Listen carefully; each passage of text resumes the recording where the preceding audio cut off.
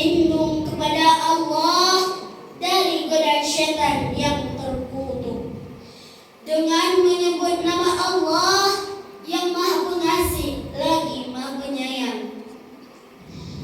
Bacalah dengan menyebut nama Tuhanmu yang menciptakan. Dia telah menciptakan manusia dari segumpal darah. Bacalah, dan Tuhanmu lah yang Maha Mulia, yang mengajarkan manusia dengan pena. Dia telah mengajarkan manusia apa yang tidak diketahuinya. Hadirin dan hadirat yang dirahmati Allah, dari ayat tadi terdapat dua kali perintah membaca, yaitu di ayat 1 dan ayat ketiga sebagai pengukuhan perintah membaca.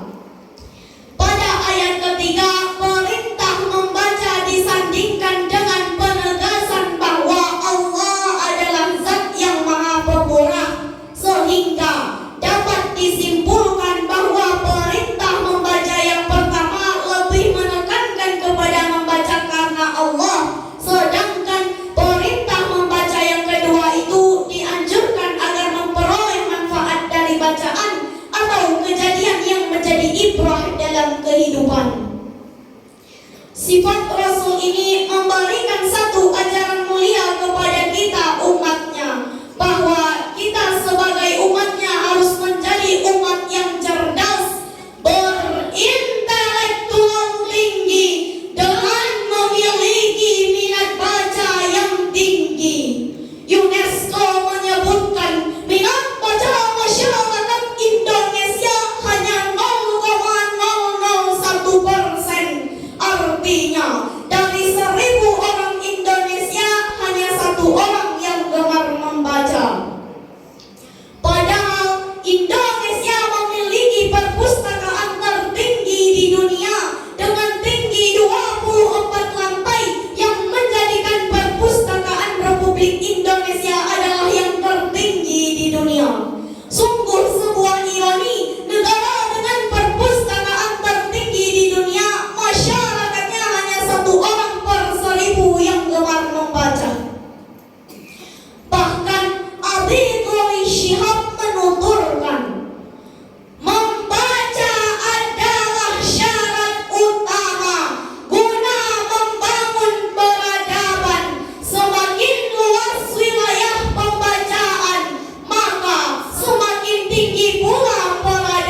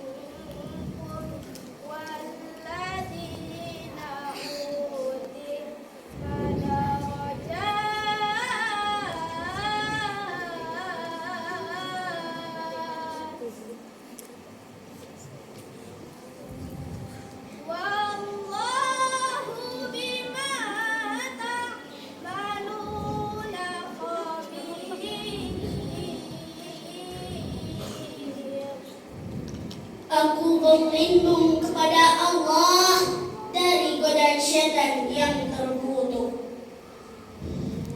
Wahai orang-orang yang beriman, apabila dikatakan kepada kamu, berilah kelapangan di dalam majelis-majelis, maka lapangkanlah. Niscaya Allah akan memberi kelapangan untukmu. Dan apabila dikatakan kepada kamu, berdirilah kamu, maka berdirilah. Niscaya Allah akan mengangkat derajat orang-orang yang beriman di antara orang-orang yang diberi ilmu beberapa derajat. Dan Allah Maha teliti dengan apa yang kamu kerjakan. Hadirin wal hadirat yang dirahmati Allah, itulah janji Allah bagi insan-insan yang mau membaca, menuntut ilmu, memahami kehidupan, dan mengambil pelajaran.